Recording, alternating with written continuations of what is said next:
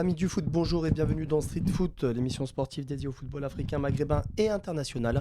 On va bien évidemment parler de la Coupe du Monde et des sélections africaines lors de ce mondial. Pour cela, je serai accompagné de Raïd, le spécialiste du football tunisien. Bonjour Raïd. Bonjour Anis, bonjour Fetter, bonjour à la communauté Street Foot. Et Fetter, le spécialiste du football marocain. Bonjour Fetter.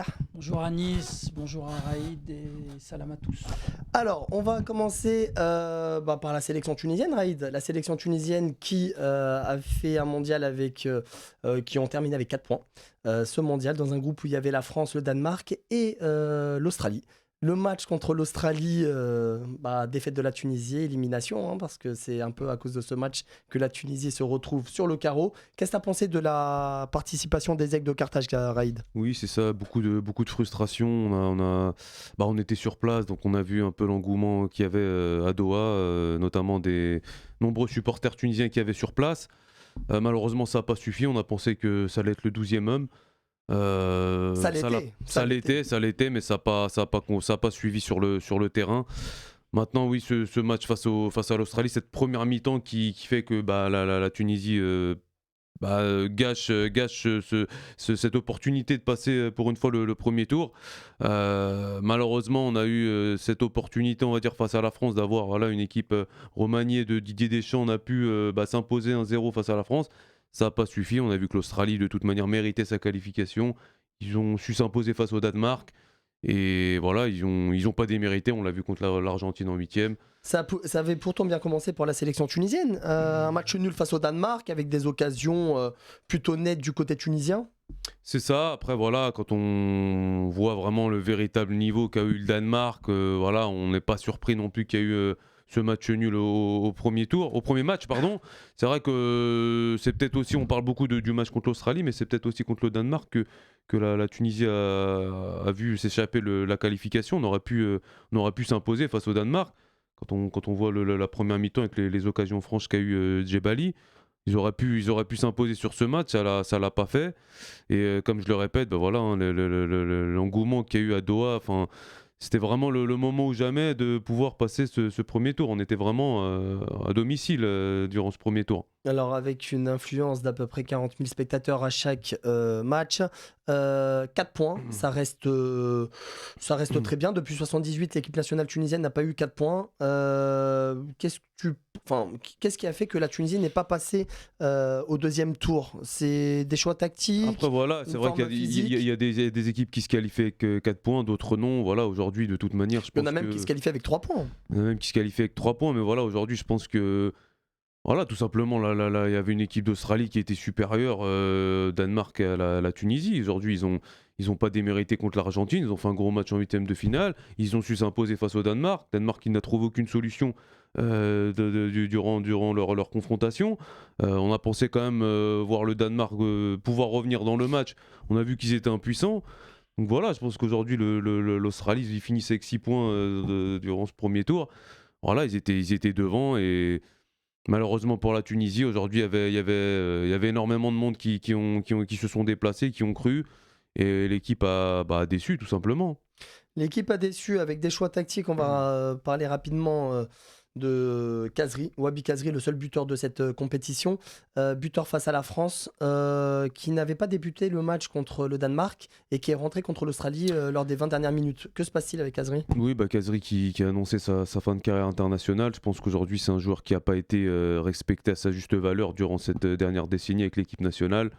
Ne pas le mettre titulaire ni au premier ni au deuxième match, c'est quand même une erreur de professionnelle de la part de Jalel Khadri. On a très bien vu face à la France que c'était le joueur qu'il fallait offensivement. Il a tout fait.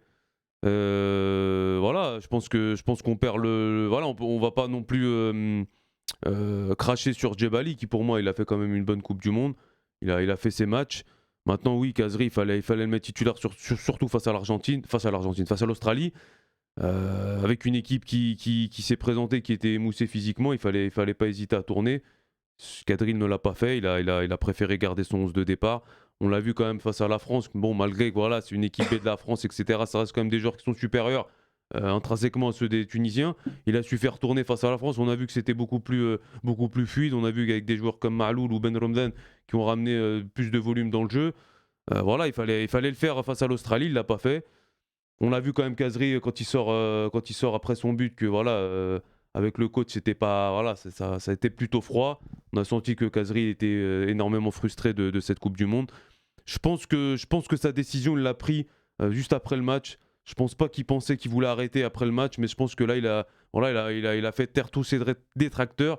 Donc je pense qu'il s'est dit c'est le bon moment pour partir. J'ai mis mon but face à la France, j'ai fait gagner mon pays face à la France. Je pense que c'était le bon moment pour lui aussi de laisser transmettre un message par rapport au staff, par rapport aux joueurs. Voilà, c'est moi, en vérité, c'est moi le boss. C'est moi le boss de l'équipe. C'est ni Msakni, c'est ni Slity, ce que vous voulez. C'est moi qui porte l'équipe depuis ces dernières années. Maintenant, voilà, j'ai fait gagner l'équipe face à la France. Bon, Maintenant, je pars en Il a beauté. porté pas au point d'aller au deuxième tour, c'est un peu dommage. Qu'est-ce que tu as pensé de la sélection tunisienne, Fata? Bah, ce que j'entends, il y a un peu de vrai. Il y a un peu de vrai. Maintenant, je pense qu'il faut aller plus en profondeur parce qu'il ne faut pas être dupe sur le bilan comptable de la Tunisie à cette Coupe du Monde. C'est vrai 4 que points, quand, ce qui reste. c'est vrai que quand tu vois 4 points, tu te dis, bon, il y a une victoire, un match nul. Mais quand tu regardes vraiment le contenu des matchs et surtout les problèmes avant d'arriver au mondial et ce qui s'est passé tactiquement, notamment face à l'Australie, avec Draguer qui était. Je sais pas s'il méritait d'être titulaire. Ouais, il s'est loupé, hein. Il s'est il loupé s'est contre loupé face à l'Australie, c'était l'Australie. pas. Et puis, comme l'a dit Raïd, aussi le fait que Kazri soit sur le banc et Msakni préféré à lui, je pense que ça présageait d'un possible. Du fait qu'on ne passe pas le premier tour du côté tunisien, chose qu'on attendait depuis 6 participations. Maintenant, oui, il y a eu un bon match face au Danemark, mais quand tu vois que le Danemark a fini dernier de ce groupe, tu te dis, est-ce que vraiment les Danois étaient vraiment là pour jouer Ouais, ce tu sens mondial? qu'ils n'étaient pas concernés en fait, Ils les n'étaient pas Danois. concernés. Je pense que, comme l'a dit Wenger, les équipes qui ont fait un peu de politique, je pense elles se sont épuisées mentalement et sur le terrain, ça n'a pas donné de bonnes choses. On l'a vu avec Avec l'Allemagne. l'Allemagne. Mm. Maintenant, concernant le match face à la France, je pense qu'il ne faut pas être dupe. D'ailleurs, je l'ai entendu sur certains plateaux tunisiens où on essaye de vendre la victoire de la France pour un peu cacher un peu la misère de la fédération, de certains choix de joueurs. Hein. De C'est tous pas les moi qui vais le problèmes dire. qu'il y a au sein de la Abdenour fédération. l'a dénoncé. Il y a des choix de joueurs qui sont un peu problématiques sur cette sélection tunisienne. Et oui, l'équipe de France qui a joué face à la Tunisie avec 9 changements, faut quand même le rappeler. On ne parle pas de 3 ou 4 changements. On parle de 9 changements avec Kamavinga qui a joué latéral gauche, avec Dissassi qui joue dans l'axe et qui a joué latéral droit, avec des joueurs qui étaient complètement perdus au milieu de terrain côté français. Je ne sais pas si vraiment cette victoire en trompe-l'œil peut satisfaire le supporter tunisien. C'est sûr, mais en tout cas, bon, le résultat reste là. Raïd, 4 points, ce qui reste Oui, voilà, après, faut tirer un des. bon bilan comptable. Ouais, faut tirer des enseignements. Maintenant, voilà, je pense qu'il y a des équipes africaines aujourd'hui qui ont brillé. Je pense qu'aujourd'hui, il y a des joueurs qui devraient prendre exemple.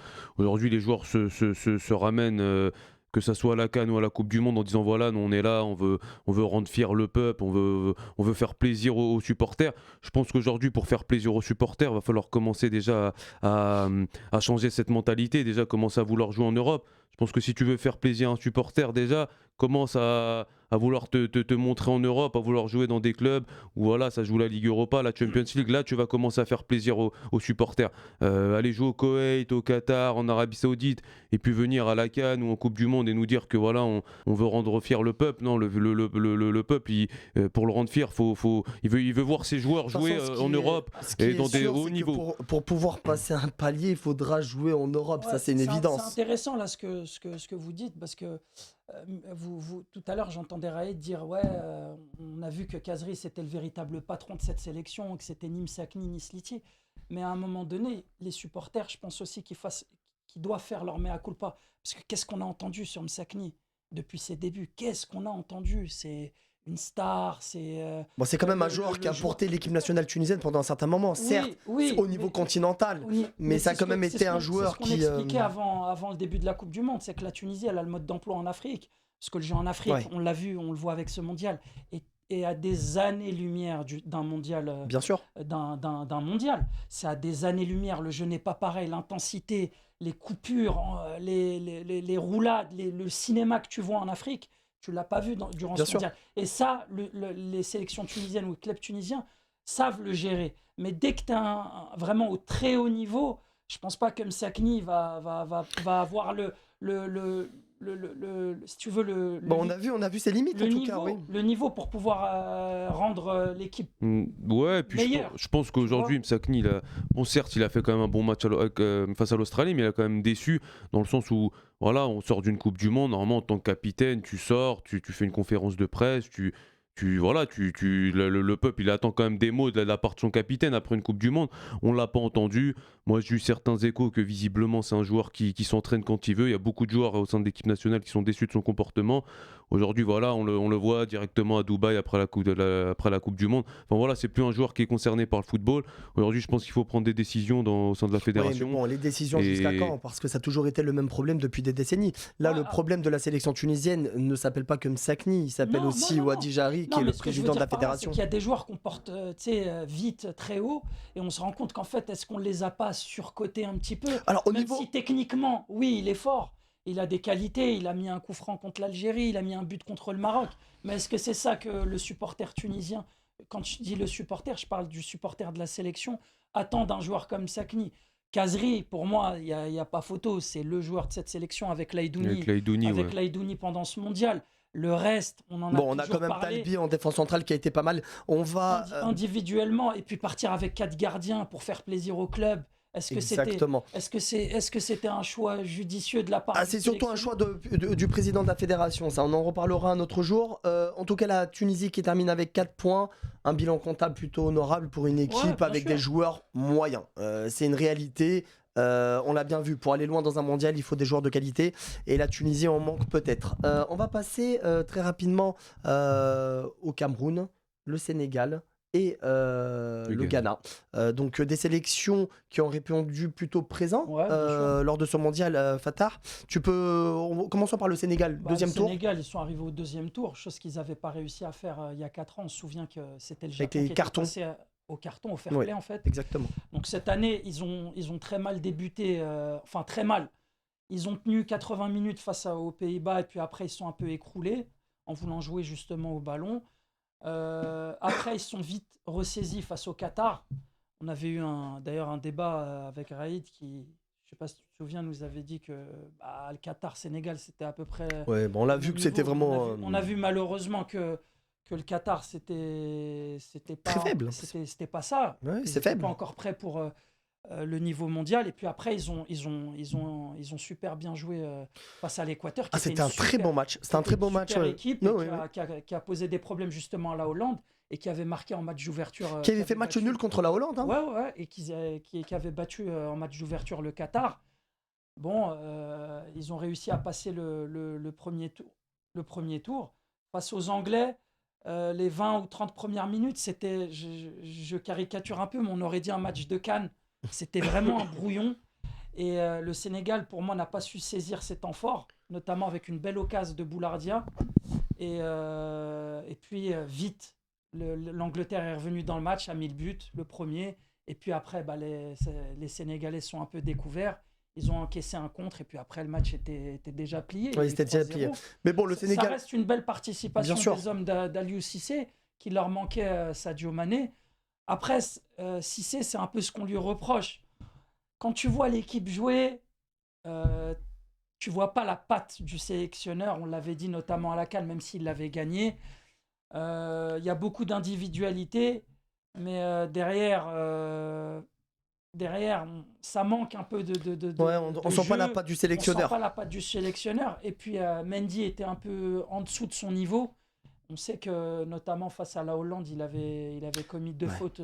C'est lui qui a encaissé le but. Très caractérisé qui amène le face but. à la Hollande, c'était un bon match, Raïd, de la part du Sénégal. Hein. Oui, c'est à la fin qu'ils se sont écroulés. Oui, c'était un bon match. Après, voilà, il y avait quand même une bonne équipe de la Hollande. Il ne faut pas non plus. Les Pays-Bas, je pense qu'ils ont fait aussi une très bonne compétition. Qui ont posé des problèmes à l'Argentine. Qui ont beaucoup de problèmes, même à l'Argentine. Et voilà, c'est vrai qu'il y avait eu la bourde d'Edouard Mendy sur le premier but. Qui après, le Sénégal, ils ont joué l'attaque, ils ont pris le deuxième dans les toutes dernières secondes. Mais voilà, le Sénégal, je pense qu'ils étaient à leur place, tout simplement. 8e de finale, ça reste quand même très, très, très bien. Face à une grosse équipe d'Angleterre. faut aussi le souligner, hein, les Anglais aujourd'hui, voilà, malgré leur défaite face à la France, ils avaient quand même une très bonne équipe avec des Foden, Saka, sur les Bellingham, côtés, Bellingham, Harry Kane. sur le banc avec du Grealish, du Sterling, du Rashford. Non, c'était. Voilà, je pense que le Sénégal, ils n'avaient pas à Il y a un rougir. bon Maguire en défense aussi, hein. C'est pas le même que Manchester, hein. C'est Ouais. étonnant, hein. Non. Après, il est fautif face à la France sur le but de Giroud, mais c'est vrai que défensivement, Avec Stones, ça tient la baraque. Après, Ouais, voilà, faut aussi pas oublier ils que ont voilà, des bons latéraux. ouais, il manquait Mané quand même pour le Sénégal. C'était quand même. Voilà, atteindre les huitièmes de finale sans Mané. Faut pas oublier que l'Équateur, ils avaient fait une très très grosse campagne en Amérique du Sud. Ils ont fini derrière le Brésil et l'Argentine. Voilà, je pense que le Sénégal, pour moi, ils ont fait leur compétition. Après, Mané, on se souvient de matchs du Sénégal au premier tour de la CAN au Cameroun. On sait que c'était très poussif malgré la présence de Mané. On sait qu'il y a des matchs, notamment le premier, où C'est contre le Zimbabwe. il avait marqué à la dernière minute sur penalty. Sur penalty, ouais. Les campagnes de qualif, on se souvient du match face à Eswatini ou au Togo, où même avec la présence de Mané, ils ont beaucoup souffert. Ils ont gagné à la dernière minute face à l'Eswatini. Ils ont égalisé à la dernière minute face au Togo. Oui, Mané aurait pu apporter, je pense, beaucoup plus d'assurance en abordant le match. Mais est-ce qu'il aurait changé complètement le parcours du Sénégal lors de ce mondial? Ça aurait été un plus, on le saura jamais, mais bon, je pense que ça aurait été un plus quand même, parce que ça reste un joueur de dimension internationale. Ouais. Et il aurait peut-être apporté quelque chose à cette sélection sénégalaise, qui fait quand même un huitième de finale, ce qui est assez honorable. C'est très bien. Ils sont sortis du groupe. Hein, donc, ce groupe mérite, et je suis très content pour les frères sénégalais qu'ils soient arrivés en huitième de finale, même s'ils n'ont pas réussi à aller au quart. Comme la génération des Diouf, Camara. En 2002. En 2002, exactement.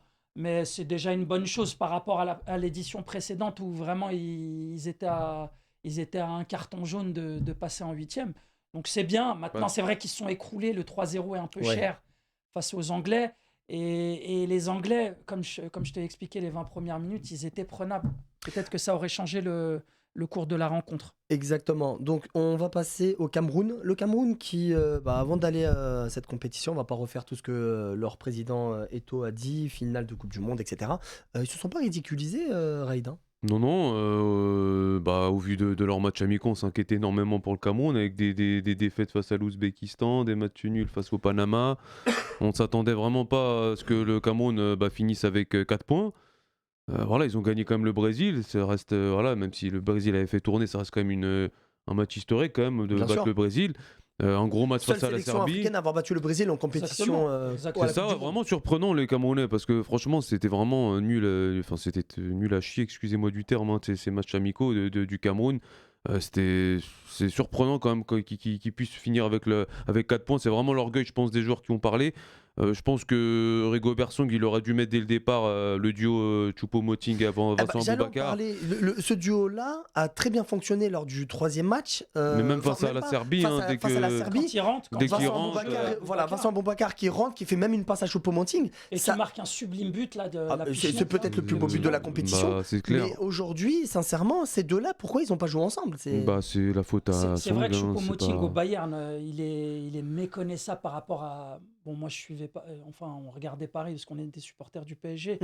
Par rapport à ce qu'il produisait au PSG, c'est vrai qu'il fait des appels en profondeur, il te met des frappes, il te fait des passes décisives, il arrive à être hyper réaliste devant le but, chose qu'on l'a pas vu faire au PSG, où il loupait des face-à-face, il la mettait à l'extérieur du cadre. Donc après, Aboubakar, on le connaît, hein, c'était, je crois, le meilleur buteur de la précédente CAN, de la dernière CAN. Le Cameroun, j'ai envie de te dire, c'est une équipe, comme l'avait dit Rigobert Song là, avant le barrage retour face à l'Algérie, c'est une équipe qui est capable, dos au mur, de faire des prestations incroyables. Parce que ce que je te disais hors antenne, les remplaçants contre qui ils ont joué brésiliens, c'est pas les remplaçants de l'équipe de France. C'est des joueurs qui On est quand même sur un cran au-dessus. Mais c'est des Anthony, c'est des Militao, c'est des Jesus. C'est des joueurs vraiment titulaires dans leur club. Donc gagner le Brésil comme ça sur une tête à la dernière minute. Marquinhos était au marquage de Aboubakar. Marquinhos qui est le capitaine du PSG. C'est incroyable, c'est une belle victoire. Après leur remontada face à la Serbie aussi, où ils étaient menés 3-1 et ils arrivent à remonter à 3-3. Après ils ont loupé le match, le premier match face à la Suisse où où, Ouais. ironie du sort, c'est un Camerounais né à Yaoundé Mbolo. ou Douala, Mbolo. l'attaquant suisse qui marque le pénalty. Mine de rien, ils sont pas ridicules, hein. Ils sortent avec 4 points, alors que comme l'a dit Raïd, au match amicaux, on donnait pas cher de leur peau, avec les soucis internes aussi qu'ils ont eu au cours du mondial, avec la sortie d'Onana, qui a été exclu du groupe. Oui, ça reste quand même une belle prestation de la part des Lions indomptables. Ouais. Voilà, ils n'ont pas été ridicules. En tout cas, on les attendait peut-être pas à ce niveau vu les matchs amicaux, comme l'a souligné Raïd. Et puis aussi, il y avait la présence dans le groupe, enfin l'absence plutôt de Nga2. Nga2 qui était un pilier de la défense. C'était celui qui avait mis la tête pour Toko Ekambi lors du but face à l'Algérie. Oui. Il les qualifie d'ailleurs au mondial, qui n'était pas là. Son absence était un peu inexplicable pour moi. Donc c'est pas ridicule, hein, 4 points dans non, ça reste tout à fait face au Brésil, tout à fait honorable pour les Lions indomptables. Le Ghana qui eux ont fait une victoire contre la Corée du Sud, une victoire à l'arraché, 3-2, qui ont perdu leur premier match sur le fil contre le Portugal, là aussi 3-2, et puis un dernier match face à l'Uruguay où on pensait que le Ghana avait les ressources nécessaires et ils n'ont pas gagné Raïd. Non, après voilà, je pense que le Ghana c'est quand même un peu le Cameroun, ils reviennent de très très loin. Je pense que si on donnait pas une pièce sur le Ghana durant les barrages face au Nigeria, ils ont réussi à se qualifier, ils ont ramené des joueurs, ils ont naturalisé des joueurs comme Inaki Williams. Voilà, c'est pareil, hein, le Ghana, franchement, ça reste quand même un bon parcours compte tenu de ce qu'ils proposaient tout au long de cette année, notamment la CAN, ils ont fait une CAN catastrophique, ils vous avez perdu notamment face aux Comores. Voilà, ils ont gagné quand même la Corée du Sud, qui s'est qualifiée en 8e de finale. Ils ont fait un match honorable face au Portugal. Bon, contre l'Uruguay, effectivement, ils ont déçu. Après, je pense que c'est ce qui coûte la qualification aussi. C'est quand même, voilà, en Afrique, on constamment, on veut toujours mettre les anciens, donc les Ayou qui sont là depuis 12-13 ans, ils veulent encore garder leur place de titulaire. Bon, Ayou, quand même. Oui, mais bon, qui loupe le penalty, ça change tout, ça change tout. Et je pense qu'aujourd'hui, ouais, c'est des joueurs qui de base n'ont plus rien à faire. Du moins dans le 11 titulaire d'une équipe comme le Ghana, il faut laisser les jeunes s'exprimer. Ça fait 13 ans, 14 ans, il est avec l'équipe du Ghana. Comme l'a dit Abdel Fetter, voilà, il rate le penalty, il rate pour moi la qualif, parce que s'il y a but du Ghana, le match est tout autre. Ouais. Et puis même face au Portugal, hein, on se souvient de l'action là quand le gardien portugais veut relancer au pied. Et t'as Iñaki Williams qui arrive de derrière et qui, malheureusement pour les Ghanéens, glisse au dernier moment pour marquer dans le but vide. Et ce but aurait pu faire un 3-3, avoir un match nul et gratter le point du match nul. Donc ils n'étaient pas loin. Après, ils ont manqué un peu de je sais pas si c'est de la chance ou du réalisme. Malgré une naturalisation des joueurs ghanéens juste avant le mondial. Et puis l'entraîneur aussi, ils ont changé d'entraîneur qui a démissionné d'ailleurs, qui était dans le staff technique du Borussia Dortmund. C'est ça, ouais.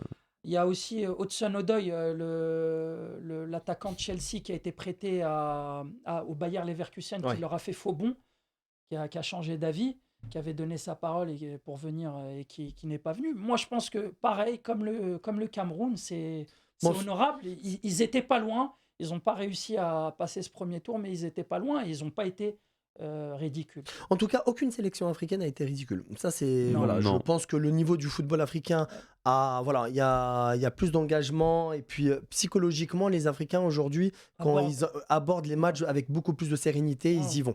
Et on va terminer en beauté par le Maroc. Le Maroc, on va laisser la parole à Fettah.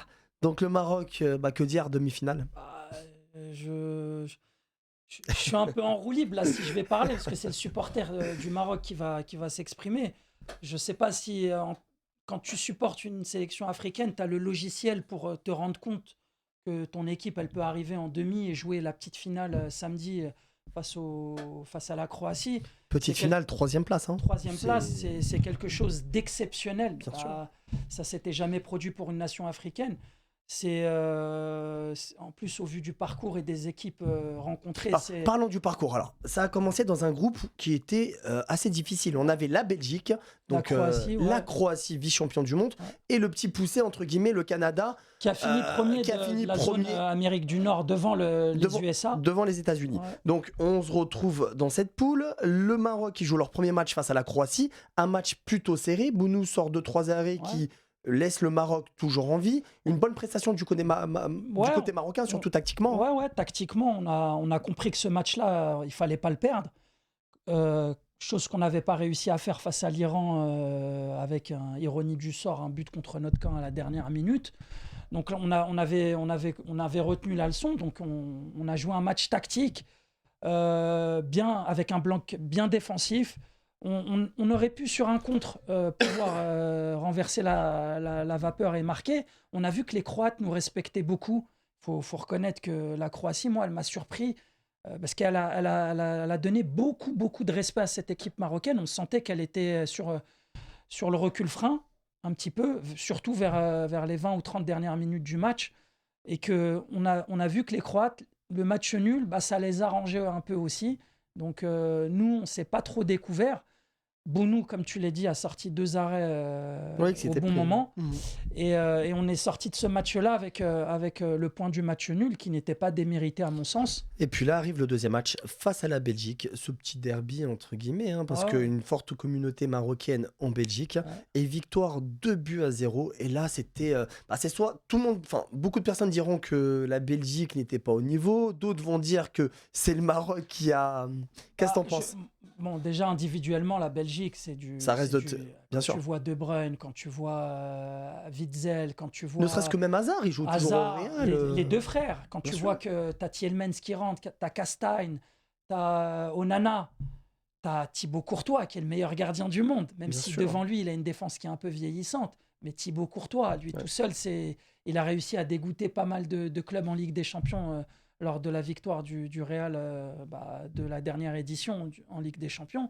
C'est une belle équipe. C'est une très belle équipe. Sur le papier, je pense que le Maroc a bien joué, a été solide. On sait aussi qu'il y a eu un fait de jeu, parce que c'est Mounir El Kajoui qui est rentré à la place de Bounou après les hymnes. Les hymnes. Ça n'a pas déstabilisé la défense. Aguerd Saïs ont été très, très, très solides, avec Amrabat au milieu de terrain et Ounahi qui commençait à monter en puissance. Et ils ont réussi à marquer, à piquer dans un moment clé, en fait, sur un coup franc de Sabiri, même s'il a été accordé à Saïs.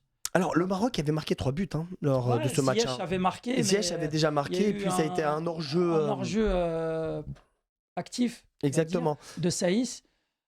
Voilà, et puis après, il y a eu le 2-0 dans les arrêts de jeu sur une super belle action de Ziyech. Et un super beau but d'Abouklal, le rentrant. Oui, joueur de Toulouse. Raïd, qu'est-ce que tu as pensé du Maroc lors de ce premier tour ? On va arriver ensuite au 8e. Oui, voilà, je pense que je vais un peu répéter ce qu'a dit Fetter. C'est vrai que la Croatie, c'était le premier match, on rentre dans la compétition. Ça jouait un peu plutôt fermé. Après, voilà, c'est le match, je pense, que face à la Belgique qui a lancé un peu l'équipe marocaine. C'est vrai que voilà, moi je suis voilà, la Belgique, c'est vrai que ça reste, il y a encore des grands noms, mais on a senti quand même que ça allait pas trop en Belgique, des joueurs qui sont un petit peu en froid, plusieurs joueurs même qui sont en froid, des joueurs qui sont plus forcément concernés par l'équipe nationale, des joueurs comme Eden Hazard qui a l'image d'Amsakni qui est capitaine de sa sélection, mais bon voilà, on sent que lui depuis 2, 3, 4 ans qui est plus trop concerné par le foot. Il a pris sa retraite. Après, ce qui est important de dire avant le début de cette rencontre, c'est que la Belgique avait 3 points, le Maroc en avait qu'1. Donc si la Belgique gagnait, ils étaient déjà qualifiés. Et ça t'apporte un ascendant psychologique qui n'est pas négligeable. Et malgré tout, la Belgique sort avec 0 points à l'issue de la rencontre. Je pense que oui, les Marocains, poussés par le public aussi, ont mis beaucoup d'allant, ont été efficaces, ont réussi à piquer comme je te l'ai dit tout à l'heure, à des moments clés, à des momentum du match qui ont fait que, voilà, après, quand tu marques à la 75e et que tu en remets un deuxième dans les arrêts de jeu, voilà, t'as plié le match. Je pense que ça a mis beaucoup d'envie derrière pour essayer de passer ce huitième de finale et jouer un bon match face au Canada. Alors, le Maroc, c'est un but encaissé lors de ce premier tour, un but encaissé face au Canada. On va arriver au troisième match, 2-1, victoire du Maroc. Défense solide, gardien, voilà, qui est au top. Hein. Rappelons que Bounou était quand même le meilleur gardien de la Liga l'année dernière, devant Courtois, qui a eu le titre, Zamora. exactement. Exact. Et puis, on a aussi des révélations au milieu de terrain avec Amrabat ou Ounahi. Hein. Ounahi, on en avait parlé ici à l'émission quand Abdessamad Zelzouli commençait à apparaître du côté du Barça. J'en avais parlé ici parce qu'il avait été élu pépite du mois en Ligue 1. C'est un joueur vraiment, encore hier, on l'a vu face à la France, qui est exceptionnel, qui paye pas de mine. Moi, c'est pas trop le morphotype de joueur que j'aime. Il est assez fin, ouais, il est assez tout fin. fin. Mais il a 3 poumons, techniquement, balle au pied. Il arrive à faire des différences incroyables. Et puis c'est le genre de joueur qui arrive à élever son niveau quoi. Face à des grandes équipes, on va le trouver à un niveau honorable. Exceptionnel, non, il a joué, franchement, ce joueur-là, c'est vraiment pas une découverte, parce qu'on se souvient qu'il avait mis un doublé face au Congo au match retour qui nous qualifie au mondial. C'est un joueur exceptionnel, Ounahi. Vraiment, il est tellement fluet qu'il arrive à pas danser, mais il arrive à se faufiler. Et balle au pied, il est vraiment pas timide et il est vraiment copain avec le ballon. Et il arrive à faire des différents. Hier, face à la France, il s'est mis même à frapper. C'est exceptionnel ce qu'il a fait. Ounahi Raïd qui est juste à côté d'Amrabat. Amrabat aussi qui fait une très grosse compétition. Il faut vraiment avoir des milieux de terrain de haut niveau pour aller loin aussi lors d'un mondial. Oui, c'est ça. Après Amrabat, ça fait déjà quelques années qu'il se fait montrer en Serie A. Aujourd'hui, je pense qu'il a explosé, il a confirmé toutes les attentes qu'on portait sur lui. On parle de lui à l'Atlético Madrid, hein, Amrabat. Ouais, l'Atlético, Liverpool, et ce qu'il a réussi à amener durant ce mondial, qu'il ne faisait pas lors des campagnes de qualif, par exemple, il arrive à faire des cassages de ligne, quoi. Il est vraiment tel un bulldozer, il arrive à... Hier, on l'a vu ça. Hier, on a vu beaucoup les Marocains casser les lignes grâce à des joueurs au milieu de terrain qui arrivent à porter le ballon. Face au Portugal, il a cassé pas mal de lignes. Il récupérait dans notre moitié de terrain, il arrivait à remonter le ballon comme ça, en cassant 2-3 lignes. Physiquement, on sait qu'il est très très fort. Il est adroit aussi, balle au pied. Et en fait, là où il est vraiment intéressant, c'est quand il fait son dépassement de fonction. Il ne reste pas dans le rôle de pivot. Oui, c'est un milieu de terrain moderne en fait. C'est quelqu'un qui va pouvoir monter. Défense, il arrive vraiment à casser des lignes et à orienter le jeu. Raïd, une défense solide, un très bon gardien et un milieu de terrain technique. C'est ce qui a fait que le Maroc a passé le premier tour. Oui, et puis surtout un coach qui a su fédérer ses joueurs durant cette compétition. Enfin, voilà, je pense qu'aujourd'hui, ça reste quand même le succès d'un homme, cette compétition. C'est celle de Walid Regragui, qui est arrivé 2 mois avant la Coupe du Monde et qui a su faire des miracles, tout simplement. Parce que voilà, le Maroc, avant la compétition, on donnait pas quand même... personnellement, je ne les voyais pas passer le premier tour, compte tenu des matchs amicaux qu'ils avaient effectués au mois de juin, je crois, notamment face aux États-Unis. Je crois qu'il y a eu 2-0, 3-0. Donc c'est vrai que là, on était loin de s'imaginer de voir une équipe aussi performante en Coupe du Monde. Voilà, l'Egger a pris une décision, voilà, évincer Vaïd. Je pense qu'il fallait, c'était le bon choix à faire. Il fallait le faire, c'était dans l'urgence. Et voilà, il s'est pas trompé de casting. Et aujourd'hui, on a un entraîneur qui s'est fait découvert, je pense, aux yeux de tous. Fatah, le Regragui, c'est Fus de Rabat, il prend le championnat avec le Fus de Rabat, c'est déjà exceptionnel parce qu'on sait qu'au Maroc, c'est soit le Raja, soit surtout le Wydad de ces dernières années. Ouais. Il fait une Ligue des Champions avec le Wydad, il prend la Ligue des Champions et là il arrive au sein de la sélection. Regragui, qui était un ancien joueur de la sélection nationale, on en pense quoi au Maroc? Regragui, on le connaît, c'est vrai qu'on parle souvent en parlant de lui que c'est un produit local. C'est pas vraiment un produit local dans le sens où il est né en France et formé en France. Hein. En revanche, sa carrière d'entraîneur, elle est totalement locale. Elle est totalement locale car il a débuté au Maroc, dans la Botola, notamment au FUS, où il est resté de nombreuses années. Il connaît parfaitement l'environnement marocain, les médias. Il parle la darija, donc pour s'exprimer et communiquer avec les médias, c'est plus facile que de s'exprimer en français.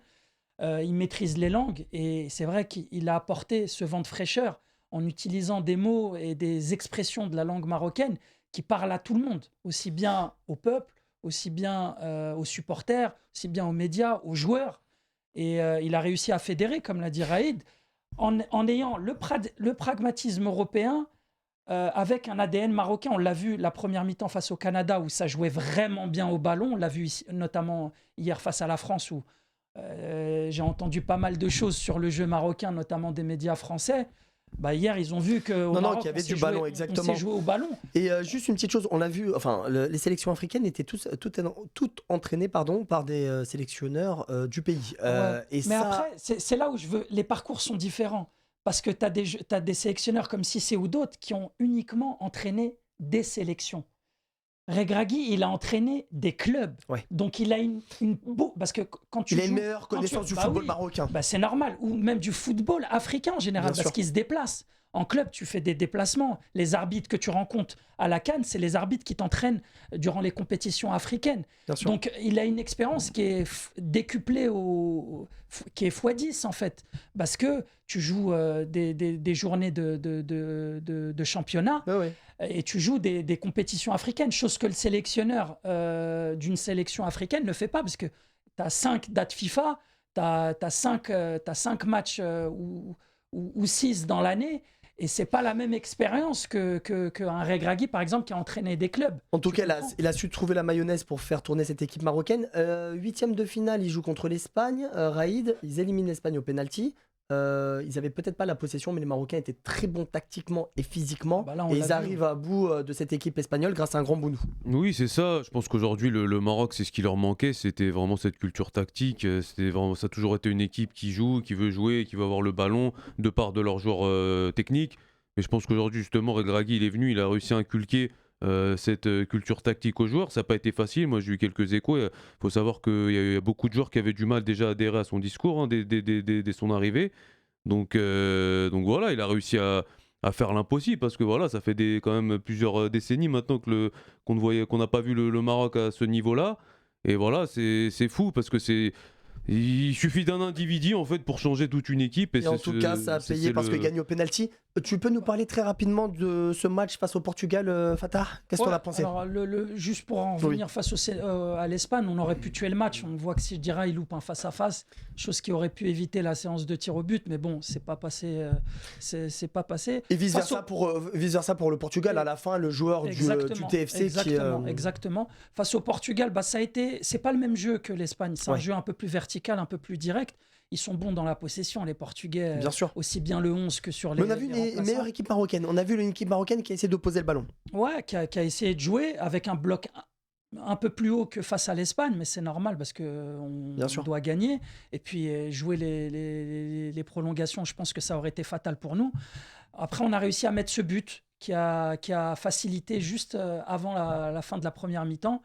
Derrière, on a défendu, on a bien défendu. On a eu il y a Saïs qui est sorti, donc on a été obligé on a vu qu'il y avait eu un flottement après la sortie du capitaine. Donc Regragui très vite l'a remplacé et puis a remis un 3e défenseur axial en rentrant Banoum, qui a permis de stabiliser un peu plus la défense. Après on a défendu, on a tenu la victoire. Tout simplement. Une victoire amplement méritée pour la sélection marocaine. Et on arrive tout de suite au match d'hier. Très rapidement, en 2 mots, le match d'hier, qu'est-ce qu'on a pensé, Raïd, entre la France et le Maroc? Je pense que la France a tout simplement gagné à l'expérience. On n'a pas vu une équipe de France supérieure, mais on sent l'expérience de Didier Deschamps et ses joueurs. L'expérience ou la chance? Non, l'expérience. À un moment donné, il n'y a plus de chance. Tu fais 2 finales de Coupe du Monde, tu fais un final d'Euro. Non, la chance sur le match d'hier, on parle pas de la chance. Mais après, il y a eu ce but qui est arrivé très tôt, qui a complètement faussé les cartes. Après, on a vu que Regragui a fait rentrer 3 défenseurs parce que Saïs s'était blessé. Et justement, il voulait lui éviter de beaucoup courir. Donc, il a préféré avoir une défense centrale à 3 défenseurs qui était déjà remaniée parce qu'Aguerd n'a pas joué face au Portugal. Et on sait que les titulaires étaient Aguerd, Saïs. Hier, on a fini avec une défense complètement remaniée. Mazraoui est sorti à la mi-temps parce qu'il n'était pas remis de son état grippal ou de sa blessure. Je pense que la France a su piquer au bon moment. Elle a pas eu le ballon. Donc ceux qui voulaient, qui nous donnaient des leçons avant la rencontre en nous parlant de bloc bas et de bus, etc. On a vu que la France, elle n'a pas eu le ballon. On a vu que la France a fait 2 tirs cadrés comme le Maroc, sauf que les 2 tirs cadrés, elle les a mis au fond. Alors, c'est l'efficacité de Bien sûr. Mbappé. Et puis, Mbappé qui n'a pas marqué hier, mais qui a toujours été aussi percutant. Oui, et puis un énorme Griezmann, on n'en parle pas assez, mais c'est vraiment le joueur aujourd'hui pour moi de la Coupe Cette du Monde. compétition, oui. C'est celui qui va au charbon, c'est l'homme de l'ombre. Maintenant, voilà, comme je le répète, c'est vraiment l'expérience que la France s'est imposée. Le Maroc n'a pas su concrétiser les occasions qu'ils ont eues, malheureusement. Grâce à un grand Lloris également. Grâce à un grand Lloris. Après, je pense qu'il y a des... On va pas faire la fine bouche. C'est exceptionnel de voir le Maroc demi-finaliste. Et le Maroc qui jouera contre la Croatie, la petite finale samedi. Et puis je pense que du côté marocain, on veut terminer sur une bonne note. On veut terminer sur une bonne note, mais il y a beaucoup de blessés. Il faut donner du temps de jeu aussi aux petits jeunes, parce que c'est un groupe relativement jeune. Notamment, j'espère voir Zaroury. Tu penses qu'il va faire tourner, toi, Il va faire tourner, parce qu'il n'a pas le choix. Je pense que déjà, il y a des blessures. On a vu que Bouffal et Ziyech... Ça tire, parce qu'ils ont fait beaucoup de replis défensifs. Et Regragui a réussi à leur faire accepter justement de revenir défensivement sur leur côté. En tout cas, maintenant je pense qu'il va faire tourner en espérant gratter cette 3e place.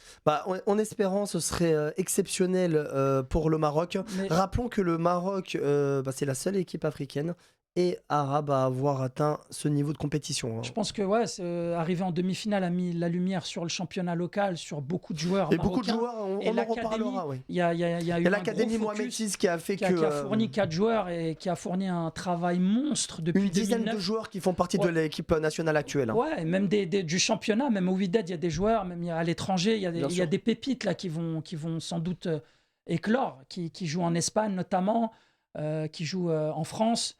On sait que Targaline, le joueur de Marseille qui a été prêté là, en Turquie, est issu de l'académie. On sait qu'il y a un excellent gardien du côté de Strasbourg qui est issu de l'académie aussi. Donc, en tout cas, beaucoup de joueurs avec qui qu'on pourra suivre. Peut-être un exemple à prendre du côté tunisien, Raïd. Oui, forcément. Là, je pense qu'aujourd'hui, j'espère que ça a donné justement il y a eu un impact psychologique pour les joueurs. En espérant. Et pour la fédération surtout. Exactement. Merci en tout cas. Et puis on se voit à une prochaine émission et on reparlera de cette petite finale et de la finale entre la France et l'Argentine. Merci à vous. Ciao.